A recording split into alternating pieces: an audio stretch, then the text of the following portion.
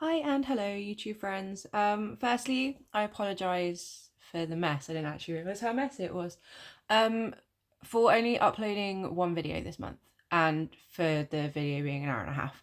I am planning on trying to upload more regularly and with shorter videos because that one was a bit ridiculous. Um, thank you to everyone who watched it regardless. I do appreciate it. Um, there's a lot been going on, which I will get into at the end of the video. First of all, we're going to do a little book haul, and I wanted to talk about one of the books I've read this month because it has literally changed my brain chemistry. And then I'm going to do just a little life update for anyone who cares.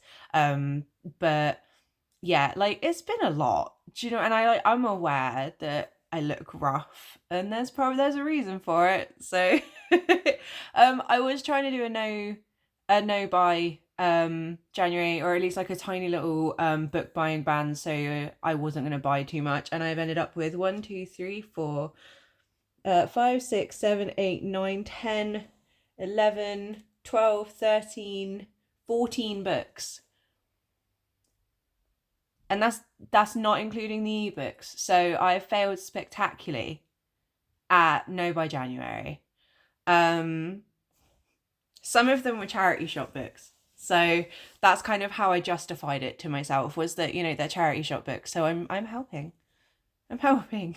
Um the first one is these are in no particular order, by the way. These are just kind of how I picked them up.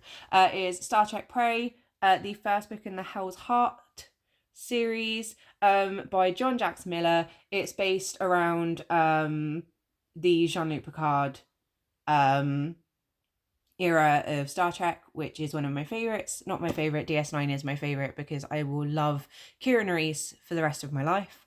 But my other half loves Star Trek more than I do, and I know that this is something that he would also like to read. So that is honestly the biggest reason I got it. So yeah, a lot of the books I have got are actually non-fiction, which is wild for me. I've never been a big non-fiction kind of like reader. But yeah, again, brain chemistry has been changed. This one I got yesterday, which is Barack Obama, The Audacity of Hope. With everything going on right now, I just need this beautiful man in my life to give me some semblance of hope. That's it. I love Barack Obama. Anyone who knows me knows how much I love the Obamas. I think they're wonderful. Next, I got Cuckoo in the Nest by Michelle Magorian, who is the author of Goodnight, Mr. Tom, which is one of my favourite childhood books. We had to read it in school, and it just stayed with me for the rest of my life. This is the first book. You'll find, okay, so there's going to be a theme. A lot of these are based around World War II, kind of like war, conflict, etc. And there is a reason. And again, I'm going to keep saying it. There's a reason for it. So the plot of The Cuckoo in the Nest is the Hollis family. All Ralph has ever wanted was to be in the theatre, but in a working class family in the aftermath of the Second World War, such desires are looked on with suspicion. Everything is against him: his prejudiced, misguided father, his stressed mother, his poverty stricken background, and his lack of training.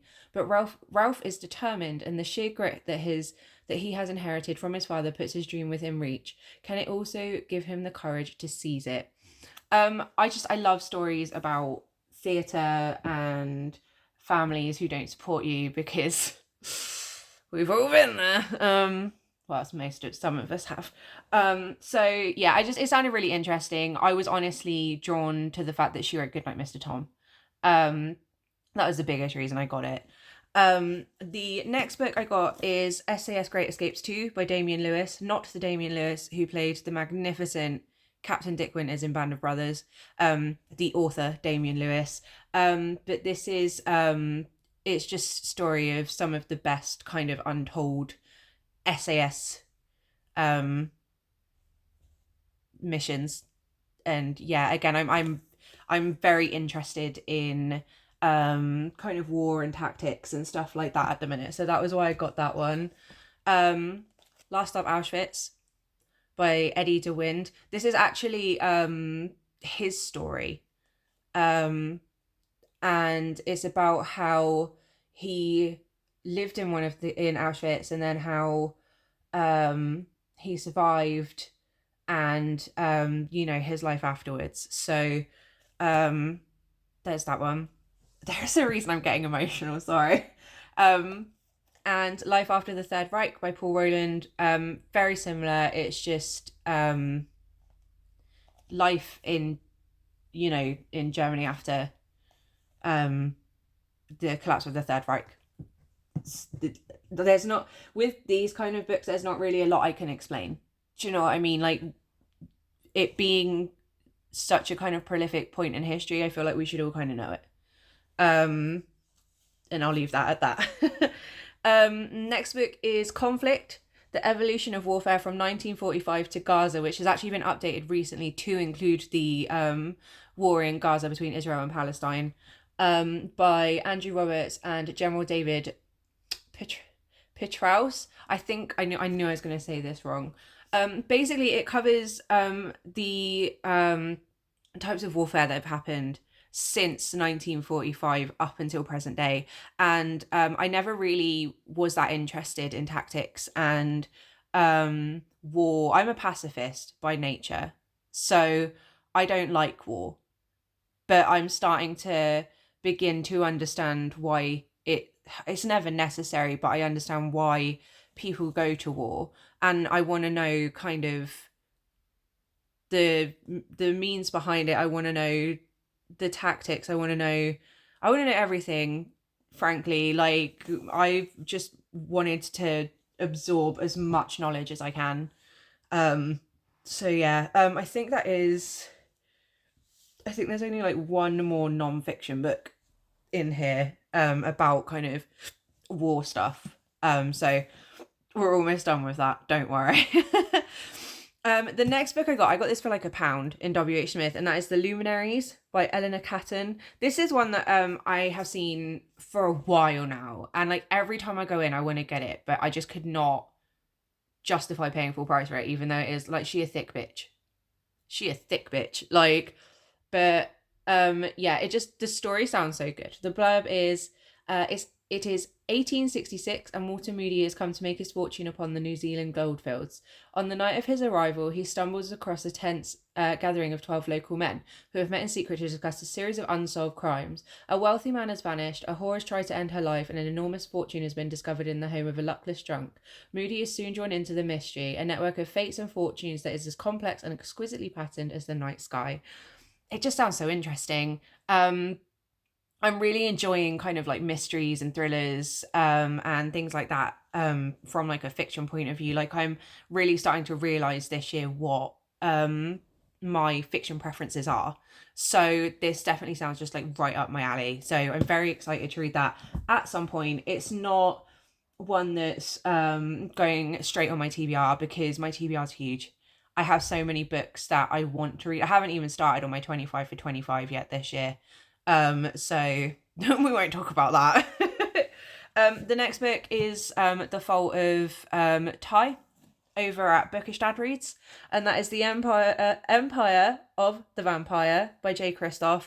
This sounded like, again, she's thick. Apparently I love thick books at the minute. So this immediately captured my interest because it's about vampires, and I've been a vampire girly since I was about 12. I'm now 34. So thanks, Anne Rice.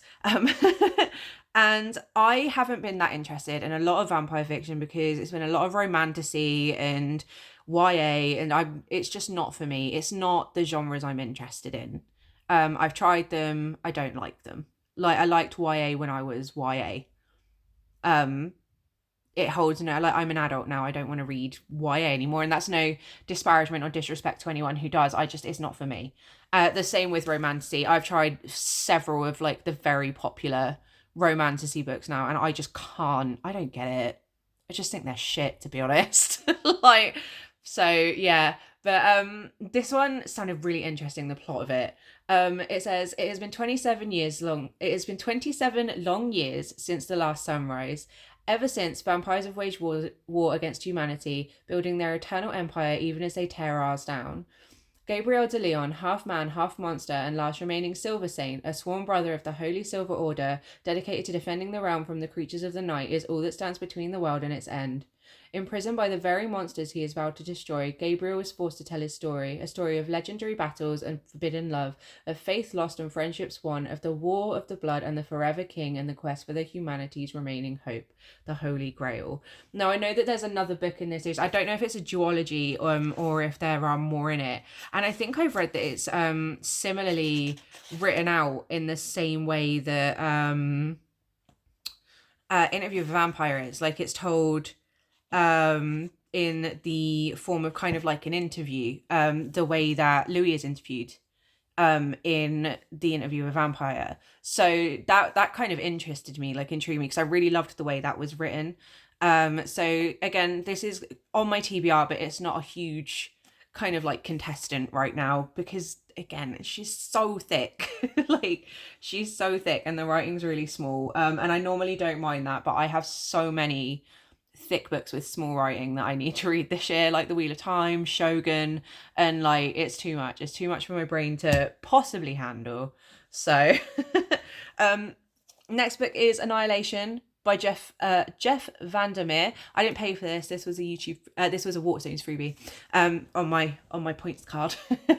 And I bought this literally the day after my fiance and I watched the movie with Natalie Portman in it, and it blew my mind. Like, it's basically this mist, something hits a lighthouse, and this kind of like shimmer, that's what they refer to it as, is shimmer, kind of encompasses the land, and it's growing. And when you go in there, you see, like, it's, the colors are so vivid, like it's like almost like colors that you can't ever imagine you've ever seen. And like, you can see from the cover, like animals and plants like hybrid and other things hybrid, and it's about what happens in the mist and why it's happening, and it's very, very sci-fi. It's also part of a series. Like, the minute we finished the movie, my partner said to me, oh, it's based off a book. And I was like, why didn't you tell me that before? And he said, because I knew you'd start looking for it, which I did immediately. So yeah, I think there's 4 books in this series, 3 or 4 books. So I'm so excited to read this series. They're really small as well. But it is the Southern Reach series, if anyone is interested, enjoys sci-fi, mushrooms, we love mushrooms. They're the most alien thing I think I've ever encountered in my life, and anyone who says otherwise is a liar. So yeah, there you go. Next up is Operation Suicide by Robert Lyman, the remarkable true story of World War II's most daring raid. Again, I'm really intrigued and invested in World War II. So basically, in the UK, we don't get taught about war. We get taught about stuff like the Blitz, which was obviously very important, and we get to learn the basics of the war, like about Hitler, and we got a very brief discussion on the camps and the troops going into war. We didn't get taught about the war. Like, we didn't get taught about what happened in the war. We didn't get taught about the missions. Like, I've had to learn all of this as an adult, and it's been harrowing. Like, it's given me a respect for the soldiers and the armed forces that I never had before. Like, I have military in my family, and I never understood why they wanted to do it. But after exposing myself to a lot of the kind of media that I have recently, it's apparent to me why it's so hugely important. So yeah, Operation Suicide is one that I saw in the works. It was £2.50, and I figured for £2.50 it's not terrible. So this was it's 12 British canoeists. Sorry, there's dust. 12 British canoeists arrived by submarine off the coast of France on the 7th of December 1942, tasked with infiltrating the dockyards of Bordeaux and wreaking havoc on the German shipping they find there.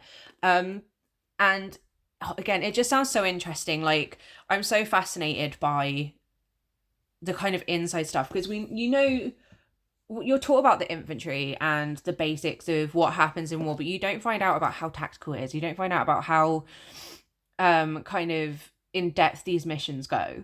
So that's something I'm very interested in, just from a historian's point of view. Like, again, I don't justify war. I don't agree with war. I'm a pacifist. But I do think it's important to educate yourself, and that's what I'm doing. And I do have an interest in it now. So yeah, there's that. The next book is Goodnight, Mr. Tom by Michelle Magorian. This is the beautiful Waterstones hardback like edition, and it's so beautiful, and I cried a little. I cried internally when I saw it. We read this in school for English because obviously in school you get assigned readings and stuff, and most normal people hate their assigned readings, but I read this and this story stayed with me for the rest of my life. We watched the TV show in English class as well, and I think I was fully like bawling my eyes out, and everyone laughed at me. But yeah, I already have Goodnight, Mr. Tom in paperback form, but I just this was too beautiful to not get. One of my goals in life is to have as many of the cloth bound hardbacks from Waterstones as possible, and just have them displayed on a shelf because they're very pretty. And that's it. That's literally the whole story. You're welcome. The next book I got is another charity shop one, Eat Shoots and Leaves by Lynn Truss, and it's all about the English language and punctuation because I'm a nerd. Like, as a writer, this stuff's really important to me, and I was fascinated. So I don't know, I feel like I'm revealing too much about myself in this video. Like, you're finding all of my toxic traits, like that I'm a nerd and I wanted to be an English teacher. The last book I got is also a charity shop one. I could not believe I found this. Okay, so obviously we've just talked about the Waterstones hardbacks. I found freaking Oliver Twist in a charity shop, and like you can see it's really worn. Like someone has read this and loved this, and like I will treasure like having it on my bookshelf, but it is one of the cloth bound ones and I'm so happy about it. So yeah, that's my little book haul. I got way more than I intended. Like, I genuinely wanted to do a little bit, but one of my goals this year is to buy less physical books. My goal is to buy my goal is to buy no more than 50 physical books this year, and I've already bought 14. So we're off to a very good start considering it's January. Although I suppose it's technically February today, so it still counts, I guess. But yeah, so that's my little book haul. I read 6 books last month. 3 of them were DNFs, and 2 of them were translated fiction, which I was really disappointed about. One of them was The City and Its Walls by Murakami. That was a book club pick. None of us enjoyed it. It was boring. Like, it was really boring. I tried reading Welcome to I think it's the Hayam Dong bookshop. I got that from the library. It just couldn't hold my interest. I know that a lot of people really enjoy like the cozy kind of Asian books like that, and I thought it might be really good one to read, but it just wasn't for me. So I didn't finish that. And Caraval by Stephanie Garber was another book club one, and again, romantasy is just not for me. I DNF'd it quite early. I just wasn't interested. So yeah, I finished The Devil's Colony by Marie Lestrange, which was an ARC I received from NetGalley, which was fantastic. It was about the Roanoke colony who just got all types of messed up. It was like a fictional retelling. It was really good. I also finished The Invisible Life of Addie LaRue by V.E. Schwab, which was my very first V.E. Schwab, and the reason I will be buying more from that author. If you've seen some of my videos, you already know how much I loved The Invisible Life of Addie LaRue. I cried. Like, I was so invested in that story, and I would sell my first child, if I ever have one, for a second part to it. It was, I need more information. It was so beautifully written. And yeah, I was very excited about that. The last book I finished, and the book that has had so I think that before I go into this, I think that The Invisible Life of Addie LaRue was definitely my favourite book of this month, but I think that this book has impacted me so much that it will probably stay with me for the rest of my life. And I mentioned it in my last video as an honourable mention. And that was Band of Brothers by Stephen E. Ambrose. And it is about Easy Company of the 506th Airborne Division, 101st. I probably messed all of that up, but but holy shit. I watched the series last year. My partner has watched it before, and we'd recently watched Schindler's List. So I was becoming more and more kind of like again, I don't like to use the word interested, but it's the only word I have. I was interested in the history of it, and he suggested Band of Brothers, and it's one I'd heard of because my grandfather had watched it and my father had watched it. But again, I wasn't very interested in it at the time. And then he told me Scott Grimes was in it, and I was immediately on board because we all know how much I love that beautiful, short, red-headed king. But then I watched the show and it changed my fucking life. Like, I remember, I'm not going to go into it too hard if people haven't watched it and they want to. I remember episode 9. Oh my God, like, what happened in that episode? I remember finishing that. I bawled my eyes out for the second half of that episode.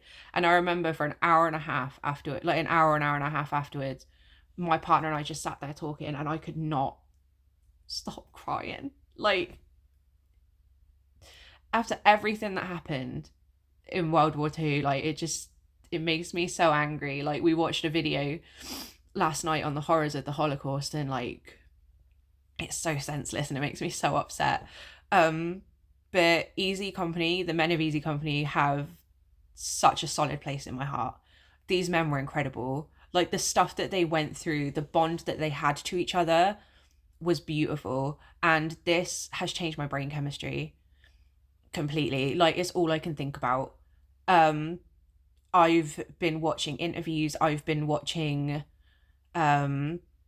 like interviews with the actors who played some of the men, who got to meet some of the incredible men of E Company.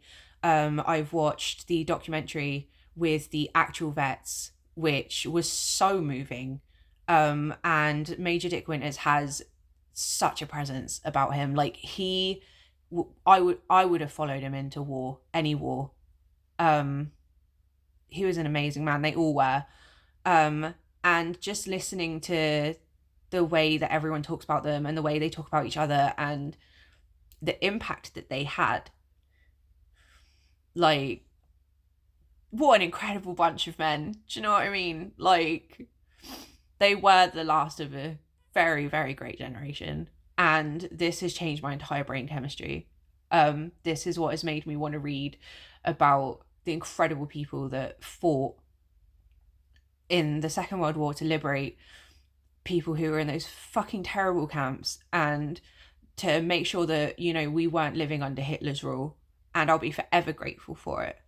And yeah, so there's that. And this is where we're going to get into the like, what the hell's been going on with me sort of thing. So if you're not interested, please feel free to leave now. Thank you for watching the video. I love you. If you are staying, holy hell, like, if you know me, you know that I suffer with neurodivergency. I have trauma, I have PTSD, etc. And I sometimes really struggle. Like, I get SADS on top of all of my other mental issues. So December was hard. December was really difficult for both me and my partner. And then obviously this month has been, the whole world has suffered this month. And I think with everything that has been going on in the world, it's just, I had a complete mental break. Like, I snapped. I just shut off. I dissociated for days. I'm so angry. I did upload a reel on Instagram. I tried to upload it onto TikTok, but they said that it was misinformation, so I had to take it down. So if you've seen that, don't worry too much about watching the rest. But I'm so angry and I'm so afraid for America. Because what the fuck is going on? Like, I'm so, as a member of the LGBTQ community, I'm so afraid for so many of my friends, especially my trans friends. I'm afraid for my female friends. I'm afraid for my black friends, my Indian friends. I'm scared for everyone I don't know. Because what the fuck is going on? Like, Musk is doing fucking Nazi salutes. And like, you can call it whatever you want, a Roman salute, whatever. Like, it was a Nazi salute. We all know what it is. Like, Trump's having people fucking just like shipped back to other countries. Like, ICE is literally going into schools and shit and tearing people out of classes and out of work, and it's a lot. And like, watching all of this happen, like, it was literally the 80th anniversary of the Holocaust last week, and there are 50 survivors left, and they're having this big celebration to remember them and to remember all of the people who lost their lives in these camps. And like, they have to watch it all happening again. Like, did we just not learn anything? Like, oh, it just, I'm trying to keep hope and I'm trying to find the good in the world, but it's so hard. Like, I try and focus on that because like, there's stuff in my own life that I don't want to focus on, like, again, trauma stuff and you know, things like that. But like, when the world's gone this to shit, like, what are you supposed to do? Like, I'm afraid for everyone, and I don't know what to do with that fear. As a writer, I'm going to keep writing my queer fiction. You cannot stop me from writing my, you know, fiction based around something that I am part of. You will not silence voices. You can ban our books, you can censor us, you can shadow ban us, but you will never ever you'll never ever stop us from doing what we do. And honestly, I'm going to continue doing it now out of spite. I am making really good headway on the last book of my series, and it is now more important to me than ever to finish this series, because fuck Trump and his administration and every fucking awful, terrible rule that they've either counteracted or have put through, because everyone deserves basic human rights. Like, that's literally all there is to it. Like, everyone deserves basic human rights, and you are taking basic human rights away from people, or you're forcing people into situations where their human rights are in danger. Like, all I will say is, if you follow me on Threads, you've seen that I am constantly reposting and sharing posts from BIPOC creators, LGBTQ plus creators, trans creators, especially, and I'm promoting my own work a lot, because we need to make sure that they don't silence us as hard as they're trying. So if you do follow me on Threads or Blue Sky or something, or somewhere else like that, please, like, go and support these people that I'm sharing. Like, go and support like your queer influencers or BIPOC influencers that you don't know. Like, you never even interact with them, but go support them, because they're being silenced. Like, I am so privileged to come from the UK, where even though people still kind of hate the queer community and the BIPOC community, we're a lot more fucking accepted than over in America right now. So please, like, support where you can. If you want my books, the links are in my on my page, or in my Linktree description. But yeah, just please support everyone you can. Like, check on your trans friends, check on your queer friends, like, check on everyone who's not a white, rich, cis man, because God knows they're gonna need the support. Like, and please don't forget, about the people in fucking California with the wildfires, and all of the people in Palestine in the war with Gaza, and the war with Ukraine and Russia, because and Luigi, what's his name, who is in fucking prison, because they're trying to silence all of it. They don't want you to think about it. Never ever let them blind you to the really important shit that's happening in the world. Like, follow pages like Amnesty International, and find good news like websites and stuff like that. I know there's I personally read The Guardian because I know that it's quite non-biased, and that's what I prefer personally. But like, please keep educated, keep yourself educated. Do not turn a blind eye to what is going on, because it's not okay. Just because something doesn't affect you doesn't mean that you don't have to pay attention to it. So please, like, please support people who need it. Please use your voice, and punch Nazis. That's one of the most important takeaways, is please punch Nazis. There is never ever a bad reason there's never ever a reason to not punch a Nazi. So yeah. If you stuck with me this long, thank you. Sorry for getting emotional, but this is these are subjects that matter a lot to me. So yeah. That's it. It's only half an hour. We did it. Good job. Proud of all of us. I have got some other videos planned, but right now it is very much going to depend on my mental state, because again, I'm not in a great headspace. So yeah, to everyone who supports me and I talk to on a regular basis and encourages me to keep going with this, I love you so much. If this is your first video, like and subscribe and all the other YouTube shit. But yeah, have a very great rest of your week, and ciao for now.